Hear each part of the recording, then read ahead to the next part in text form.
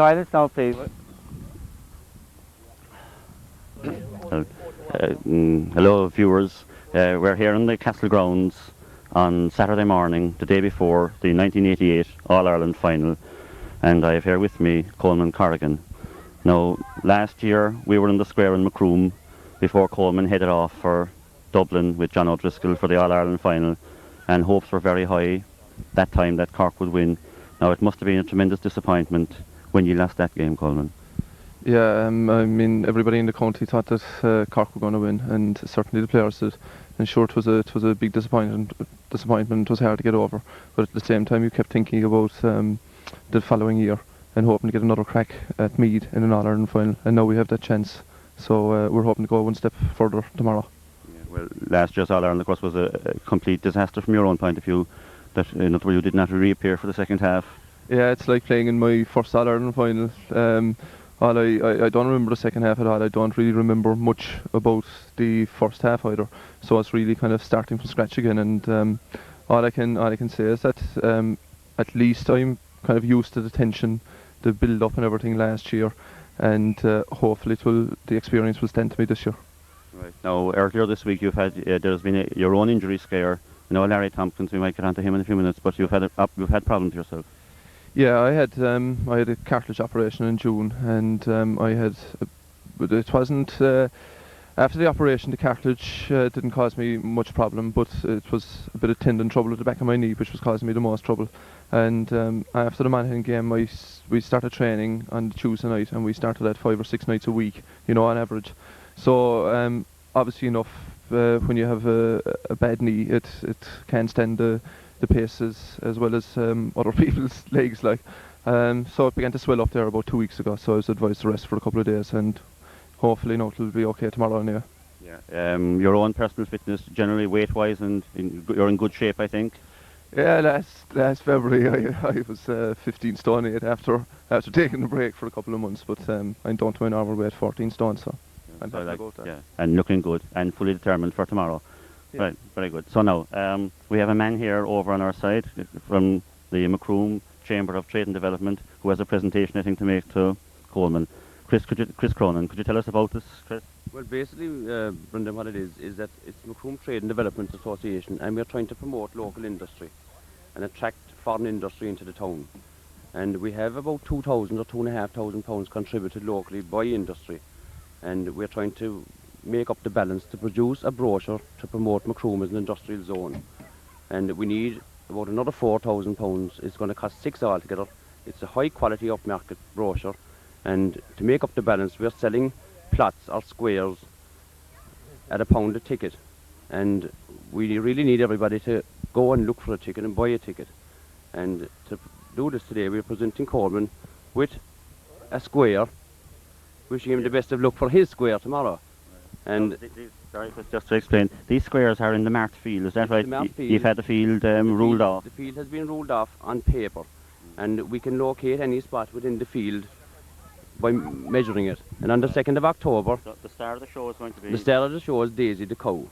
Right. And Daisy on the 2nd of October goes into the marked field at 5 o'clock. And depending on the crowd and the abuse that she gets, she will perform, and wherever Daisy performs and puts her lot, and whoever square she does it, the owner of that square will get £1,000 for a £1 ticket. And so a worthy cause. A worthy cause. We won't go into that anymore, Chris, because Right. This is a family show. Absolutely, okay. yes, of course. No. Right. So we must get it across that they must be bought. Every ticket must be sold. right, and it's a good cause, and it doesn't cost very much. Absolutely. Right, so you're now going to... So we're going to present Coleman now with one square today, and hopefully he'll have as much luck with this square as he will in his own square tomorrow. Very good. Coleman. Thank you, Christopher. Thank you. Well, thanks very much, Chris. Thank you very much, Coleman. Thanks, Thank you. Brendan. Thanks. Look.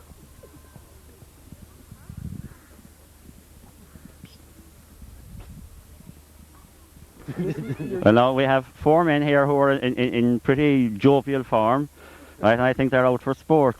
Now, on my extreme right here, I have Patrick Gould, ex-chairman of the club, and I think Patrick, at the moment, has not got Hogan stand tickets in his pocket. Is that the way it is? Oh, nothing at all. I've 2 Canellan tickets, myself and my wife, and of course I'm lucky to have those with the way things are going. I think the club got 10 tickets for the sides of Macroom. It's terrible. It's your best hope of getting a ticket that says be Neil Lingus, Bank of Ireland, Guinness PT Aviation, a few more, or Texaco Ireland. I'd say that's the best way of getting tickets at the moment. The club is up in the hope with 6 tickets. Well, no, I think that Timmy Sweeney here, who was a local accountant and insurance agent, I think, in actual fact, I think what Patrick is saying is that the finance houses have the tickets tied up. What's your answer to that one? Well, I've a Hogan stand ticket right in the middle. That answers that one, doesn't it? So what do you think of the ticket situation, Tim? well, I mean, it is a disgrace really that the Arnie supporter and club members cannot get tickets, and it seems to be in the hands of people that rarely go to matches. It is a terrible plight, there's no doubt about that, but what can I do for them? Nothing. Nothing, except, thank the Lord, I think Timmy is in the unique position amongst the group here that he's the only person with a stand ticket. The rest of us will be standing up on the terrace. But evidently we'll be in good company. Now, Michael McElroy here is chairman of the local juvenile committee and a Monaghan man. Michael, your impression of the game tomorrow, what do you think? Of course, I'm extremely disappointed that Monaghan aren't there tomorrow. I think they didn't play up to their form in the semi-final, and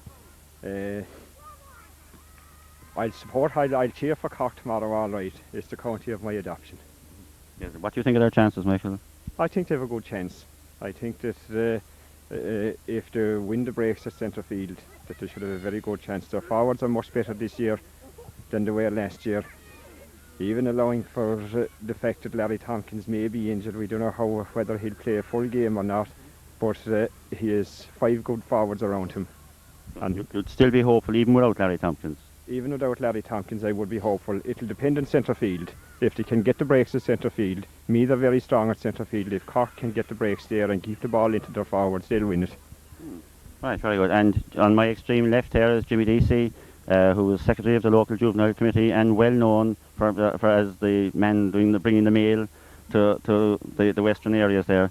Jimmy, you've seen quite a lot of All-Irelands. You've spent quite a lot of time in Dublin yourself. I did, yeah. Saw most of them from the Hill 16 and never had any problem there.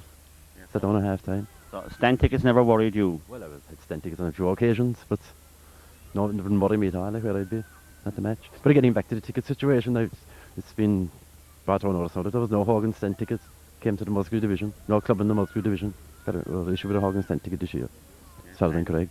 No, which is a scandal. Where are they gone to? That's the question I'd like to ask. Yeah, well, I think that's a kind of a general question. What Jimmy says there is correct. I think that there are no Hogan stand tickets at all issued to any club in this division. And I suppose if we want to find out where they've gone to, the best thing will be to have a good look tomorrow up at the Hogan stand and see actually who's sitting inside in it. And then we might figure out afterwards where they got them from. Right. But anyway, I think everybody here will not be in the Hogan stand. Michael, what about yourself? Where will you be tomorrow? I'll be on the canal end, hopefully. That's right. Well, I think that's about it. That everybody, I think, is pretty narked about tickets. But forgetting about tickets anyway, and let's get that one out of the way. Timmy, again there, Cork's chances tomorrow, what do you think? I think they have a very good chance. They have a lot better forward line than the last year. Their centre field seems to be more settled. Their backs were the same as last year, admittingly alright, medium were roasting in the second half, but I think that was one of the things when they started going down.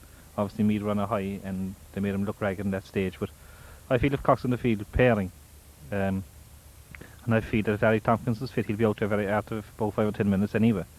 I think if they play well at centre field, I think they will dominate the game, because that is midfield strength, is their midfield, and has carried them through a lot of championship matches over the last 2 years. Maybe not against Mayo, but other than that they were certainly strong, very strong in that department. Yeah. Now, Patrick, do you see that great improvement in Cork this year, or do you think that Meath have gone back since last year? I think Meath probably have. I think tomorrow they have an all-on final in one good game in the year. They haven't been playing well, but they've been winning very easily. I think I'd be very, very wary of them, generally. I think that, like Galway and the hurling, like, it's very hard to defeat a team who knows about winning, and they obviously will have that. Cork will have it all to do, especially with Tompkins' injury. It casts a huge doubt in Cork. But I think if it comes right for Cork, and if they can get goals, they'll win it. But if they won't get goals, they won't win it, basically. So, cautious. Timmy, you think Cork will do it?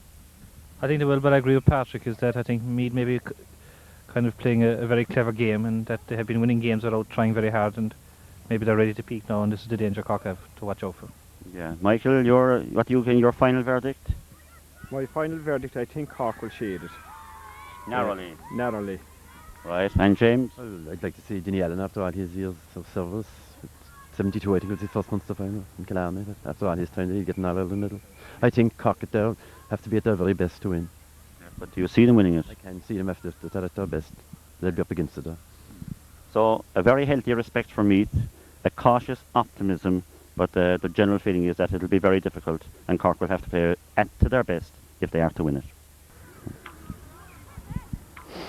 Right, well, when we're still discussing GA business and just before we leave the Castle grounds, the Treasurer of Macroom GA, Vincent Kingston, has just asked us to state that the second draw in their series of 5 draws for the Macroom GA Development Fund, which was to be held last night, has been postponed 1 week due to the confusion over tickets and so on for the All-Ireland final.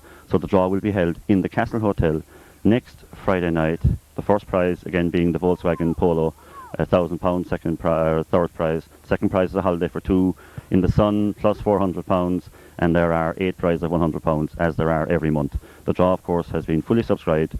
There are 2,000 subscribers, and I know quite well that Vincent would like me to say to thank all the people in the area who have been so generous in supporting the draw and who gave the collectors such a pleasant reception when they were on their rounds.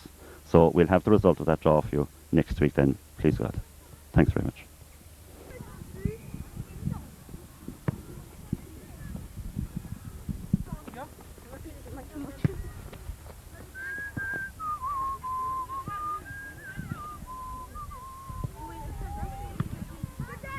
Fine.